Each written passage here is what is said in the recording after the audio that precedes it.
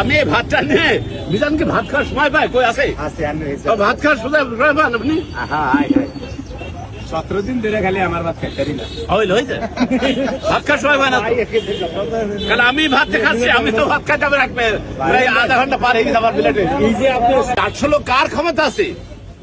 800 লোক যদি গ্রামে খানার ব্যবস্থা করা হয় তাহলে 80 জন লোক খাদিনার লাগে, 80 জন। যে কোনো দেশে গেলে সালাম পাবো, আমাকে দেখলেই দৌড়ে দৌড়ে চলে আসবে।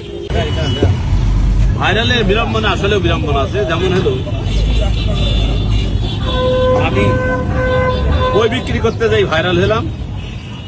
আমাকে নীলক্ষেতের এক দোকানদার বলছে যে ভাই আমার দোকানের জন্য 100 বই নেব, তো আপনার কাছে ভয়ে যাইতেই পারিনি, এত লোক। তারপরে অনেক আত্মীয় স্বজন পরিচিত লোকের কাছে দেখা হয়, তারা বলে যে আপনার দোকানে যে আপনার কাছে বই নিতে যাবো স্টলে, যাইতে পারেননি, আপনার ভাবি কি বারবার ফিরে চলে এসেছি। আসলে বিড়ম্বনা তো থাকবেই, কিন্তু আপনি যখন ব্যাপক প্রচার হয়ে যাবে আপনার, এই ব্যাপক প্রচারের জন্য আপনার ওইটা যদি ধরে রাখতে পারেন তাহলে আপনার বিরাট একটা সম্পদ। আপনি 1 কোটি 5 কোটি 10 কোটি টাকা দিয়ে কিনলে সম্ভব না। আমার তো মনে হয় যে আমি বিদেশের মাটিতে যদি পা দিই আমি সালাম পাবো। মিজান ভাই ভাইরাল হওয়ার পর থেকে যে বিড়ম্বনায় আছে, কিছুটা বিড়ম্বনায় আছে,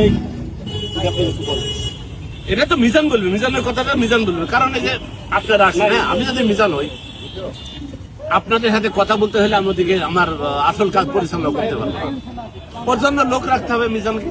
মিজান একা, আমি তো বলেছি মিজানকে সব কাজ করা যাবে না। তার মুদি দোকানে কেনাকাটা, তার তরকারি ছেলা বাসা পরিষ্কার করা, ধোয়া, ভাত রান্না করা, এগুলো একটু মনিটরিং করতে পারে, তাছাড়া সম্ভব না। আর মিজান তো অসুস্থ হয়ে যাবে, সে তো মানুষ। মিজান ভাইকে যদি আপনি কিছু উপদেশ দিয়ে যান। আমি বলেছি প্রথম শর্ত হলো যে তার শরীরের প্রতি যত্ন নিতে হবে, সেজন্য অসুস্থ না হয়। দ্বিতীয় কথায় যত্ন নেওয়ার জন্য তাকে তার মুদির দোকানে কেনাকাটার জন্য তাকে যেতে হবে না, শুধু মাংসটা বাছাই করে সুন্দর করে পরিমাণ মতো নিয়ে আসতে হবে। আর এদিকে তরকারি কোটা বাছা করা, ভাত রান্না করা, প্লেট ধোয়া বা মানুষকে খাইতে